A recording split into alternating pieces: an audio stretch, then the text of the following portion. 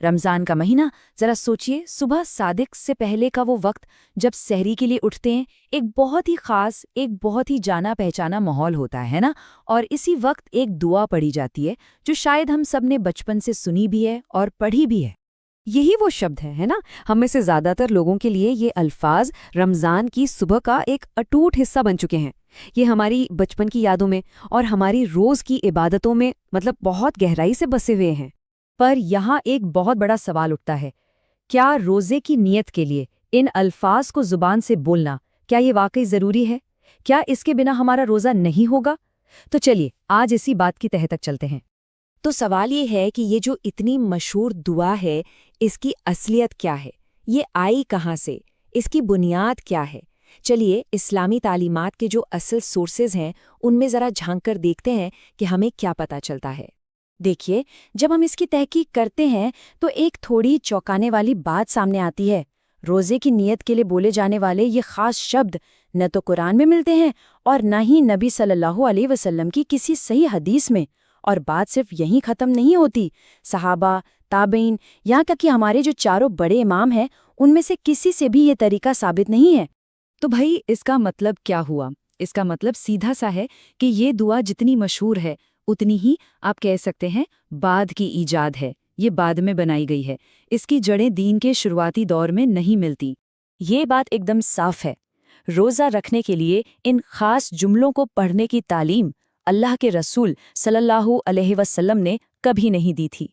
ये एक ऐसी चीज़ है जिसे बाद में लोगों ने दीन का हिस्सा बना दिया। अच्छा, तो अगर ज़बान से कुछ कहना ज़रूरी नहीं है तो फिर सही तरीका है क्या? और यहीं पर नियत का जो असल मतलब है उसे समझना बहुत ज़रूरी हो जाता है। इस्लाम में नियत का ताल्लुक ज़बान से नहीं बल्कि किसी और चीज़ से है। तो नियत है क्या? इसे ऐसे समझिए कि ये एक अंदरूनी स्विच की तरह है।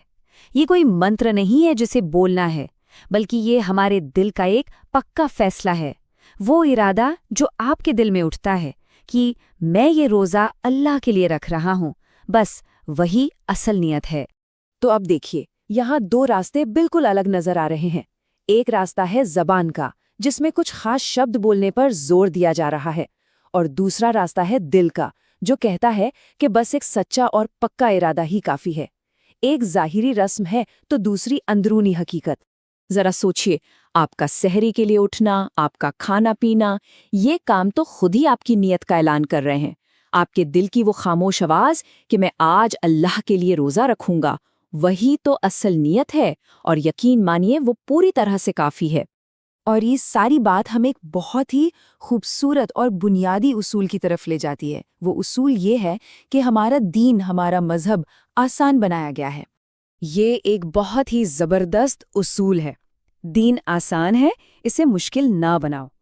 जब अल्लाह और उसके रसूल ने हमें एक सीधा और आसान रास्ता दिखा दिया है, तो हमारा काम उसमें नई नई शर्तें जोड़कर उसे पेचीदा बनाना नहीं, बल्कि उसकी सादगी को अपनाना है। तो इस सारी बातचीत को समेटते हुए हम अपने साथ क्या लेकर जा सकते हैं? वो कौन सी एक सबसे अहम बात है जो हमें हमेशा याद रखनी है? सबसे अहम सबक ये है कि अल्लाह हमारे दिलों के हाल को देखता है, हमारी ज़बान से निकले हुए रटे रटाए जुमलों को नहीं। किसी भी इबादत की जो रूह है वो है सिंसियरिटी, यानी इखलास। अगर दिल में रोज़ा रखने का सच्चा इरादा है तो इंशाअल्लाह वो रोज़ा कबूल है। और आखिर में ये सवाल हम सब के लिए है, हमारी इबादतों का असल मरकज़ क्या है? हमारे दिल की गहराई या सिर्फ ज़बान से अदा किए गए कुछ जुमले? इस सवाल का जवाब हमारी पूरी इबादत की हकीकत को तय कर सकता है।